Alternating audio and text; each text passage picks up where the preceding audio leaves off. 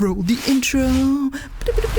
You, the fans, the players, the community have been waiting ages for this day, right? Over a year ago, Riot announced that Udyr was going to be the next champion to receive a visual and gameplay update. Sorry Shyvana mains, your VGO ain't happening ever. Period. But now that Udyr has made his way onto the Rift, what exactly did Riot change? Other than that juicy new bonifice, of course. And how should you be playing this new iteration of Udyr? Let's check it out. Udyr gets to keep his 4 stances in the VGU, but before we get into that, let's quickly go over his passive. His passive has 2 parts. The first, Awakened Spirit, lets Udyr recast an ability on cooldown and gain additional benefits. Do note that this is on a cooldown. The second part, Monk Training, lets him gain attack speed and refund a part of Awakened Spirit's cooldown whenever you auto-attack after using an ability. Basically, switching between stances means you gain attack speed and shorten the cooldown on the Awakened Spirit passive.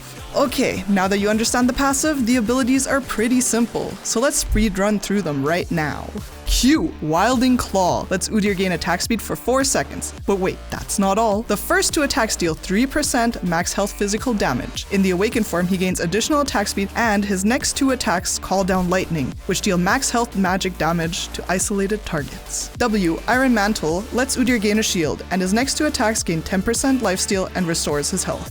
In the Awakened form, he gets a bigger shield, if you can believe it, and he restores HP over 4 seconds, and his next 2 attacks gain 20% lifesteal. You heard it here first, folks! 20%!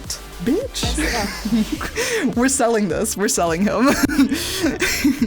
E, Blazing Stampede, grants Udyr move speed decaying over time. Additionally, he dashes towards a target, stunning them. In the Awakened form, he's immune to immobilizing and disabling effects while also gaining additional move speed. R, Wingborne Storm, surrounds Udyr in a glacial storm, dealing magic damage per second to enemies and slowing them. Udyr's next 2 attacks deal magic damage to the opponent in the storm. When awakened, Wingborne Storm follows the last enemy Udyr attacked, dealing additional max health magic damage, as well as slowing them even more. Are you convinced yet that this is epic? Okay, now that we have the boring part over with, let's get to the fun part. How exactly do you play the new Udyr? Is it very different from before? Well, this iteration of Udyr will mean that you're going to be switching between stances constantly, so you can try to shorten the passive cooldown as much as possible. Those awakened bonuses are juicy, am I right? Or am I right? So what is the best Udyr build? Well, if you're going for a big fat juicy shield, then we suggest building pure AP. His W shield scales with AP, so the more ability power you've got, the bigger the shield. Udyr will become unkillable. But all jokes aside, what is the actual best build on Udyr with this new kit? If you're boring, you can choose to play Fortnite.